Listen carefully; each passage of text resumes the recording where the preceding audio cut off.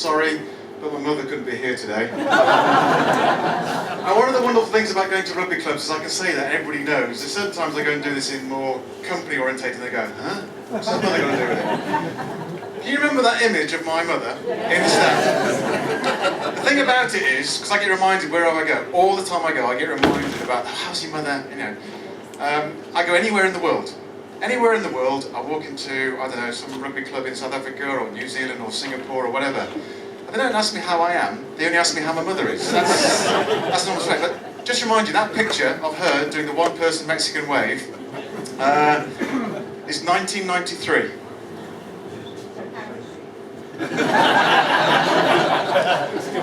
And she is very well, thank you.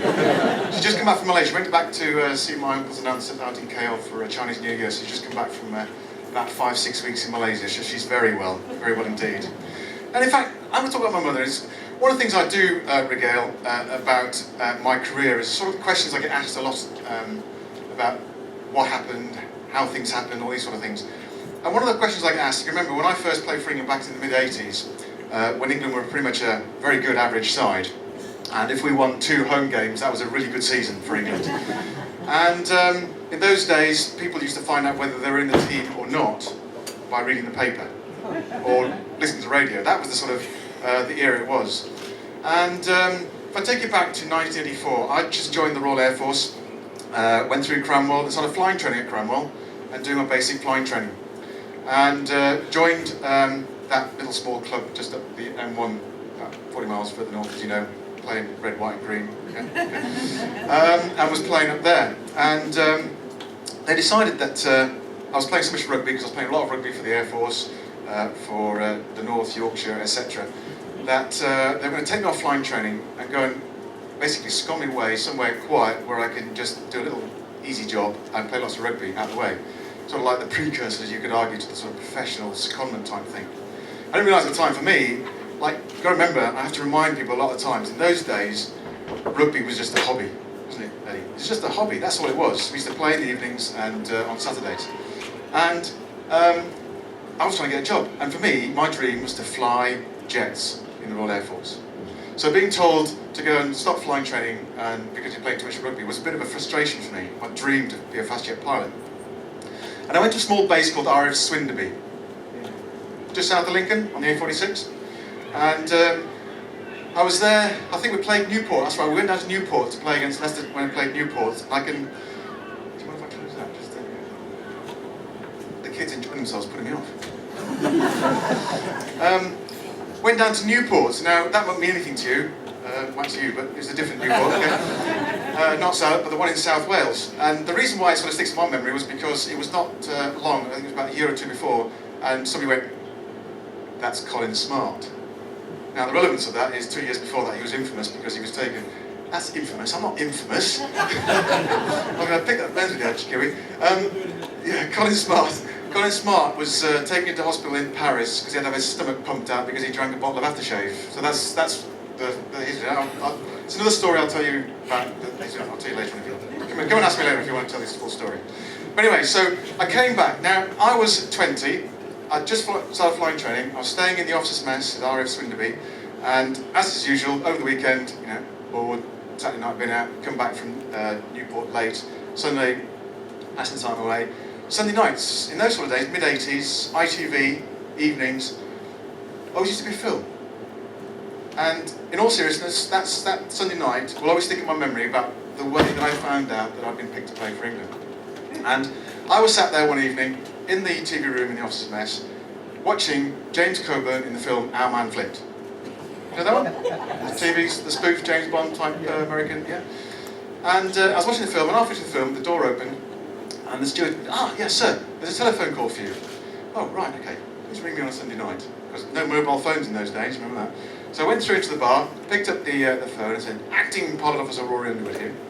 And his voice boomed out, Rory, how are you? Derek Morgan here. Now, you won't know who the hell Derek Morgan is, but at the time, Derek Morgan was the chairman of England Selectors. So I'm rather surprised to find out he was calling me on a Sunday night up in RF Swinderby. And we got through the pleasantries. I mean, I knew him because I'd played England B once, and through the various things I'd come across Derek. We went through the pleasantries and eventually he said to me, "So, what are you doing next Saturday?" I said, "Well, we got Gloucester at home at Welford Road." "Ah, well, if I said to you, you're going to be playing alongside Dusty Hare, Paul Dodge, Clive Woodward, Les Cusworth, Nick Youngs and Peter Wheeler, what would you say to that?" And I said, "Well, that could be bad news because they were playing for Leicester at the time. Unless they've all been dropped by England, I think I know what you mean." And I said, sort of trying to work it all out in my brain. "Yes, was that 6 hours? I think I know what you mean, Derek. Can you speak to me in English and tell me exactly what you mean then?" He said, "Of course, Rory." He said, "Congratulations. You've been selected to play for England at HQ next Saturday against Ireland. Well done." So rather, suffice to say, rather large grin on my face, thinking, oh my God, I'm going to be picked to play for England. And so I went through the formalities. "Okay, so can you get to Stourbridge for 6:30 Monday night?" I said, "Yeah, no problem." Didn't know where the hell Stourbridge was, but I'd get there. I basically learned it somewhere just west of the other side of you lot, the other side of Birmingham. So I said, "Yeah, I'll get there, no problem. Training session at Stourbridge." Fine. He said, "And we're meeting at the Beecham Hotel, Richmond, 12:30 on Thursday. We'll have a run out on Thursday afternoon, like captains run out on Friday morning, and then we'll play the old Paddies on Saturday afternoon." I said, "Yeah, fine. I'll make sure I get work off Thursday, Friday." He said, "Great, fantastic. So we'll see you at Stourbridge." "Yeah, see you at Stourbridge." "Oh, sorry, Rory, one other thing." "Yes, Derek." "We're not announcing the side until 10:30 tomorrow morning at HQ. So you're not allowed to tell anybody about this." "Oh, right, okay, I won't. Mum's the word." Put the phone down. Walked back into the TV room. Stop there, didn't you? Walked back into the TV room and sat down and carried on watching James Coburn in Our Man Flint. I'm sitting there thinking, I've just been picked to play for my country at the age of 20 next week in front of 65,000 English supporters at Twickenham, and I'm not allowed to tell anybody about this. Well, as you can imagine, the film just went through in a blur. I wandered around for ages around the mess thinking, oh my God, I'm going to be playing at Twickenham next week. Until eventually, I thought, sod this for a game of soldiers, I'm going to go tell my mother about this. So I went back to reception, as you do, and in those days, finding the 5p coin, got the remote, rung my mother up. "Hello, oh hi Mum, it's Rory." "Rory, I can't believe it, you're playing for England, you're playing for England." I can only stand on the phone and go, "What the hell did she know I was playing for England? I thought it was supposed to be state secret." She said, "Yes it is, but Derek Morgan rang you for your telephone number."